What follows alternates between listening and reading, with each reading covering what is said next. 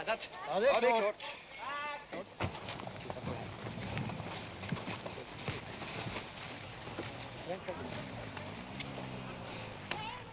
A house in Beddington, 1991. It's late at night, or at least it was.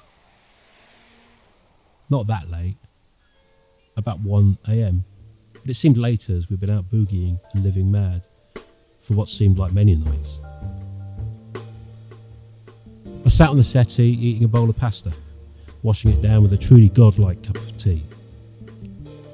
Luke sat opposite me, reading a magazine, and his girlfriend Anna had fallen asleep on the settee, her famous cloak left at the bottom of the stairs.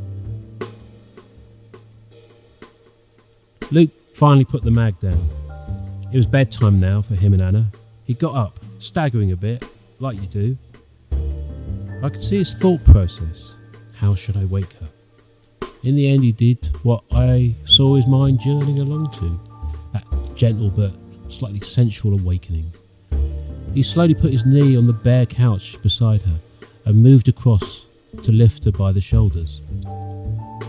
As he did so, he said, "Anna, Anna." She woke with a slight start as he lifted her up, and then in one very fast movement, she pulled her legs underneath her for the stability she needed to pull away.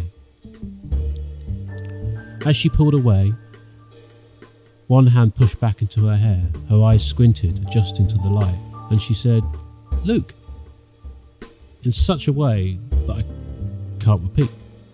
It was both a cry of fear of the unknown, and it was a fear of the unknown of whoever had woken her, and also a fear of what or where she had been in her dream state before she'd woken.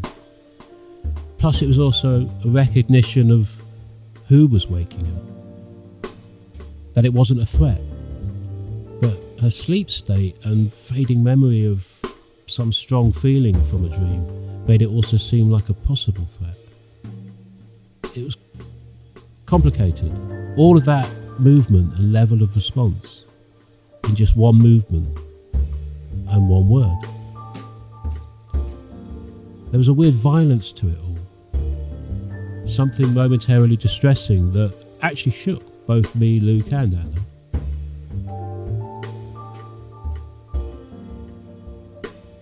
Properly awake now, Anna relaxed, but there was still a tension to her body, still a pulling back, or at least still half asleep enough to be unconsciously stuck in having pulled back. Luke left the room to get something from the kitchen. "I just had a dream," Anna said to herself, more to me. "Do you remember any of it?" But she didn't hear me. Then Luke came back in. "I just had a dream," she said again, this time properly to Luke. "Yeah?" Luke said. "You were quite vicious when I woke you, you know. I was having a dream." She seemed to be struggling to remember it, or could remember it, but for some reason didn't want to say. She was very sleepy. "Do you remember any of it?" I asked again. No, none of it. Just remembered that I was dreaming, but I can't remember what." Yeah, I get that," Luke said. "I'm not totally convinced she can't remember her dream, as she seems still partially pulling back. So I say, yeah, me too. Sure you can't remember anything?" "No, nothing," she says. She doesn't look at me. She's not much for eye contact, is our Anna.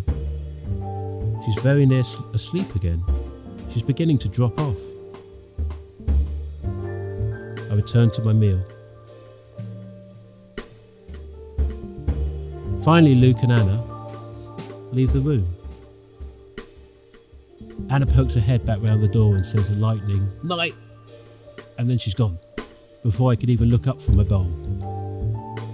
In half-jumped reaction, I call after her, "Night, Anna!" Minutes pass. Then Luke enters with a bowl of something. "Night, Badger," he says. "Thanks for coming out tonight. We had a lovely time with you. It was really good."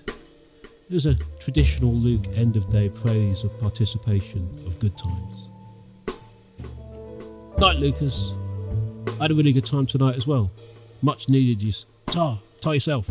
Night. Night.